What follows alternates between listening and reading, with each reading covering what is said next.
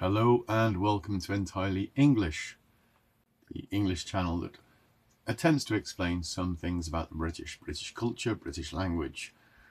Today I was kind of stuck for an idea. I suppose it's like writer's block. I couldn't think of things to explain to you about the British. I was going to do a grammar lesson instead, but I thought, why don't we have a look and see what Google says the most common questions are about the British. So let's have a look now. Really interesting list of suggestions that Google has for my search. Trending searches. None of that's interesting, so let's have a look.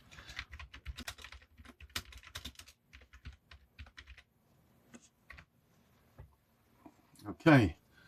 People are curious about unique British culture, quirks, social norms and traditions. Notably the obsession with queuing, drinking tea, the distinct humour, sarcasm and self-deprecation. Other topics include royal family, the British accent, regional slang, pub culture and navigating inconsistent weather.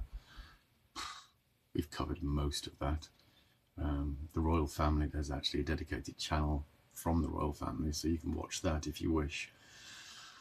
So, nothing new there. Reddit. What's something you wish more people knew? Well, okay, let's have a look at this. Reddit's normally good.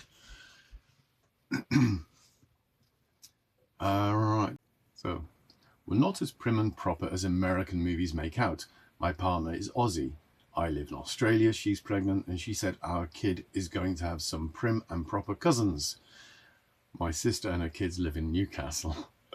Newcastle not renowned for being prim and proper. It's very sort of working class, stereotypically, and a very, very interesting accent. My wife was watching a load of those British rom-coms about Christmas, like The Holiday and Bridget Jones. I've never seen them before, but the world portrayed in those films is completely alien to me.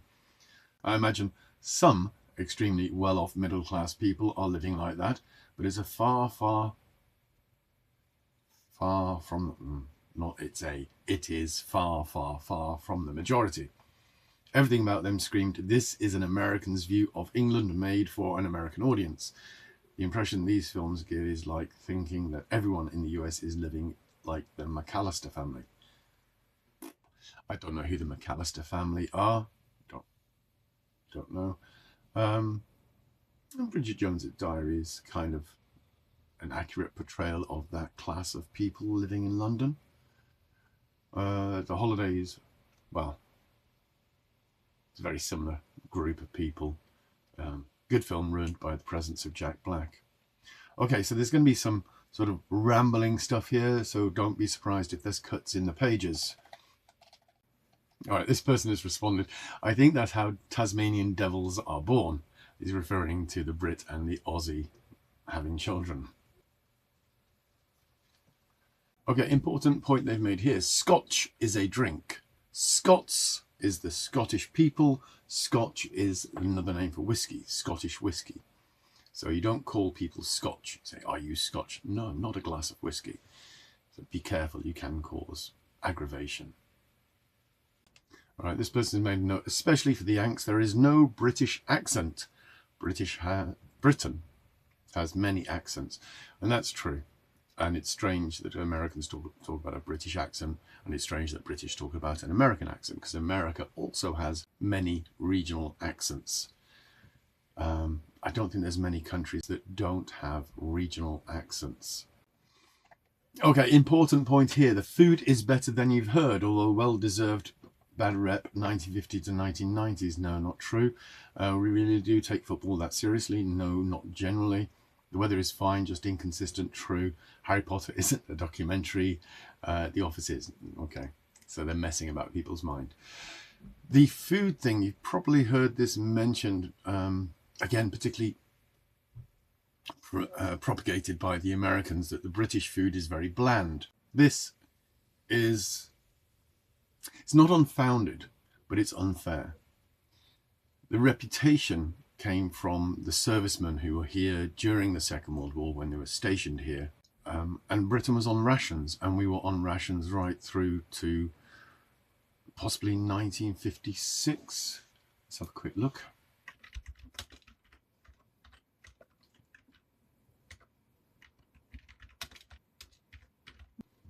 1954. So we were on short rations then, powdered eggs and very limited milk and butter. So yes, the food was fairly bland there. People were very creative with what they had. They had their gardens where they grew vegetables and so forth. But obviously at that time there was not a lot of choice, not a lot of selection of different flavors. We did the best we could back then. And of course the Americans, who British families shared their food with, even though they had very little, went back to America saying, oh, that food there is terrible. That's supposed to be an American accent. But it's unfair. Our food is, well, our traditional food is very good. And of course, we're now multicultural. And it is said that curry is the national dish of Britain, just because it's very popular. And again, this goes back to, I think, the 1970s, 1980s, when a lot of Indian restaurants sprang up, and particularly with the beer louts who would go there and have the hottest thing on the menu. Like, give me a vindaloo, give me a 5 chili vindaloo. And it was this egotistical male bravado. But Chinese food, all that sort of thing, it's very much part of our culture, and spices and herbs. So a very unfair statement. And although well-deserved 1950s to 1990s, no, this person must be very young and doesn't understand the world. I think as we came out of the 1950s, food got a lot more interesting. We were able to import the spices and herbs from other countries like India, so it got better. Now, this person says, I will defend British dishes as some of the best winter comfort food going. Most of our traditional food stems from the working class. It's very true, and I think that's very true in most countries. Those things like snails in France, they were food that was created at a time of famine, probably. And people became very creative with it, and then this peasant's food became the national dish. Anywhere between 0 and 20 cups of tea per day is normal, and we don't judge people on their tea habits, just how people make it, whether milk or water goes in first, and what type of biscuits you stock. The milk and water thing is a stupid question, because if you're making tea in a pot, the milk goes in first. It goes into the teacup, then the pot is poured in. Obviously, if you're using a tea bag in the cup, then the milk goes in last, otherwise you stop the tea from brewing. And here we are. We've had this one before. Wales is not part of England, and neither is Scotland. Yeah, this is a common mistake. Even Tyler Rumpel, who we've touched on before, mentions this in his videos.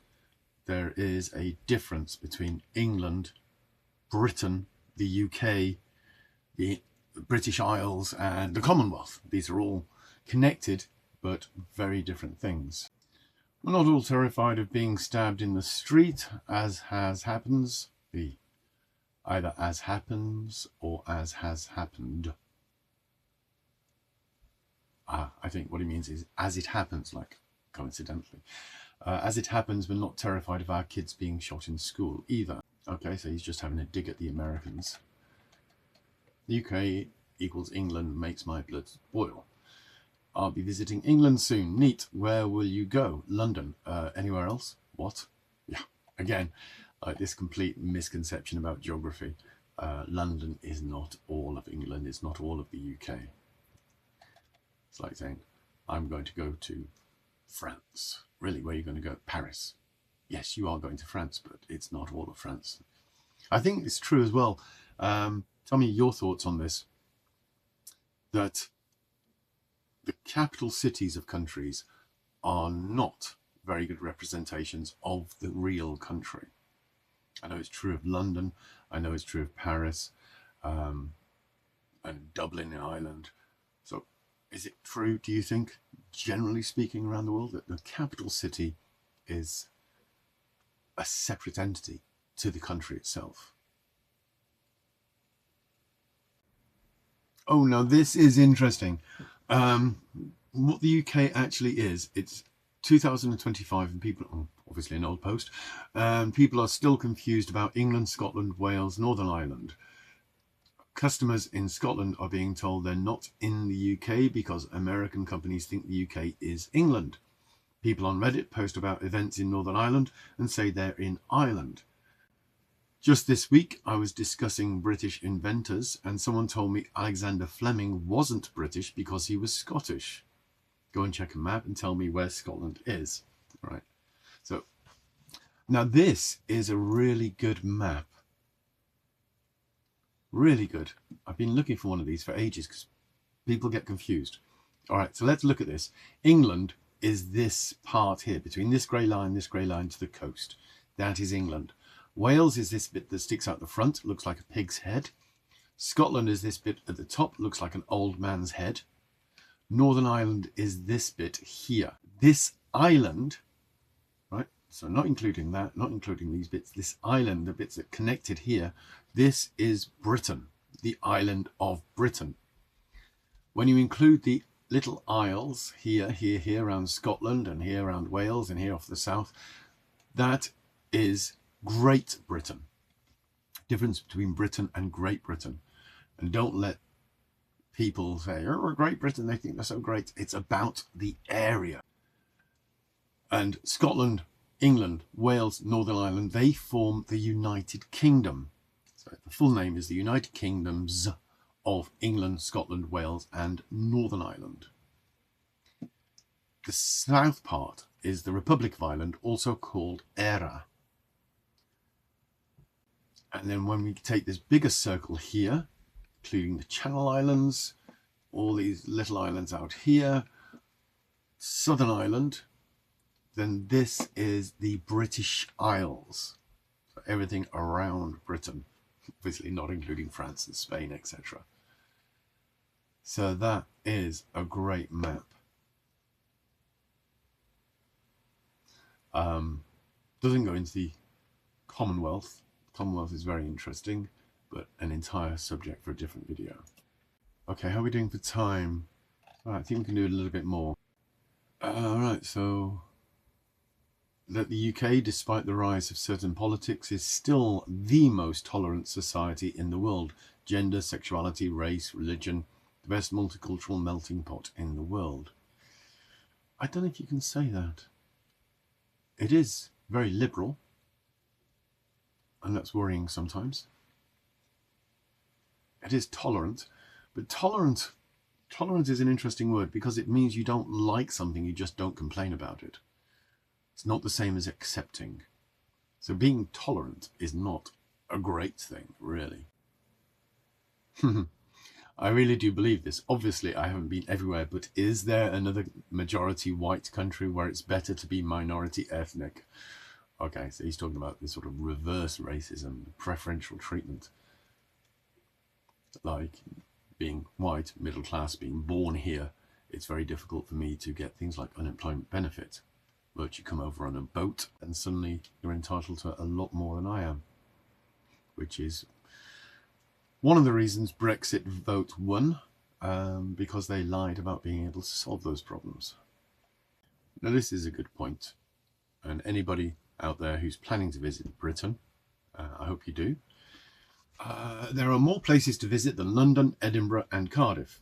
For your point, information, London is the capital of England, it's the capital of Britain, it's the capital of the UK. Edinburgh is the capital of Scotland, and notice the pronunciation, Edinburgh, not Edinburgh, or Edinburgh, Edinburgh. And Cardiff is the capital of Wales. Dublin is the capital of Southern Ireland, and Belfast is the capital of Northern Ireland. Try going to some of the little towns, try going somewhere off the beaten track. Just remember that whilst you're on holiday, the people around you are living their everyday lives. It's like expecting that everyone in Orlando not working in your hotel, etc. is on holiday too. When people do live there, that means some people will be in their own world, and whilst a lot of people will stop to help you if you ask, you may also get people who just can't for one reason or another.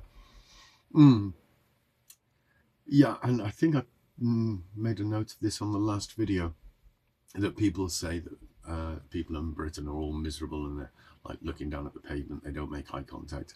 It's because, like this person says, they're working, they're living, they have their own thoughts. They're not sightseeing, they're not looking around, examining the people. It's a different environment when you live somewhere to when you're on holiday. So bear that in mind. But if you stop somebody and ask a question, or just say hello to somebody, you'll get a pleasant response. Generally speaking, try to avoid Liverpool. It would be nice if anywhere, including most of the rest of the UK, remembered that the Midlands exists. Okay, the Midlands is an area in the middle of Britain. That's exactly why it's called that, in the middle of England. And the sort of capital, the centre of the Midlands is Birmingham. And it is very historically working class. But yeah, people generally talk about London, the capitals, Oxford, Cambridge, York, the well-known university places, and the coastal areas. And the Midlands is generally forgotten.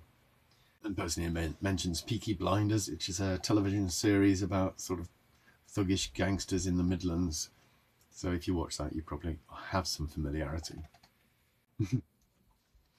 That we have a great sense of humour, but also love having a whinge about anything and everything, mainly the weather or the price of Freddos. What's something you wish more people knew? All right, so we're saying we wish they knew that. Yeah, sense of humour is pretty good. Most people understand it. Sometimes it goes over their head, particularly the sort of sarcastic humour. We love having a whinge about anything and everything. That means complaining, moaning, saying, oh, the weather's terrible. Oh my God, the taxes are awful. And we enjoy doing that. And the weather, yeah. The weather of the price of Freddos. This Freddos thing has become very popular, I think, maybe because of Mock the Week. In fact, I'm going to do a video on Mock the Week. Freddos is a little chocolate bar shaped like a frog, Freddo the Frog. And people are generally complaining about it. I remember 30 years ago, Freddo was like 2 or 5 pence. Now they're 50, 60 pence. It's just a little bit of chocolate. Prices of things. I think that's why people talk about Freddos is they use that as a comparison of how much things have gone up. Stonehenge is much smaller than you think and a bit of a letdown.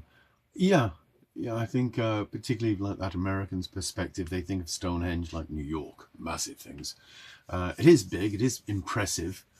The letdown is that since 1980s, when the modern druids started climbing on them, it's been fenced off. You're not allowed to go near them or touch them, which kind of takes away a bit of the mystique.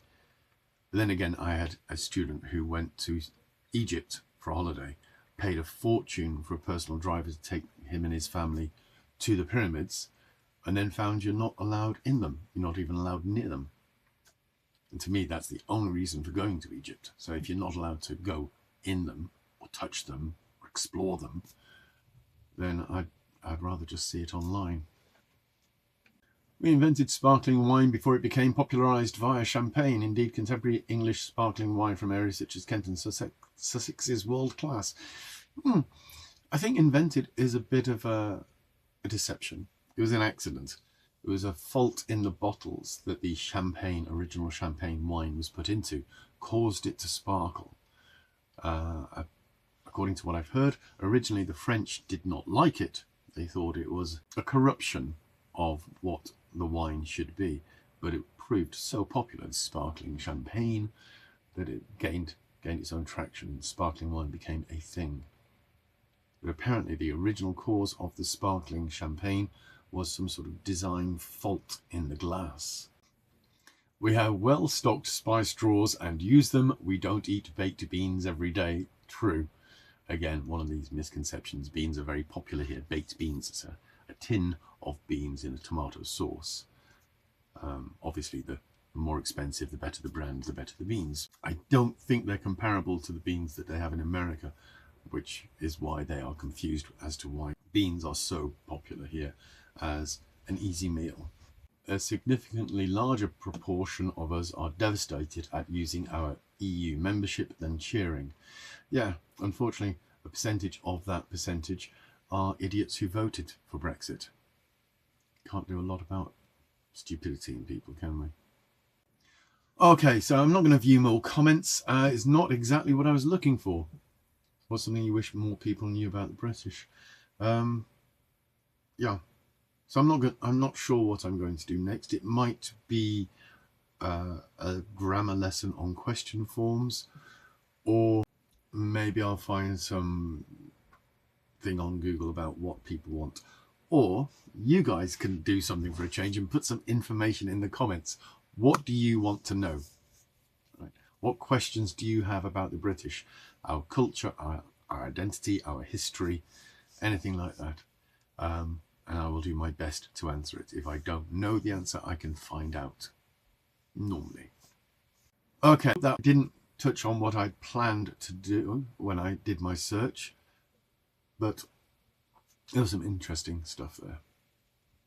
Okay, like, subscribe, share, etc. And do come back next time. Don't forget, let me know what you want to know. All right? See you again soon. Bye-bye.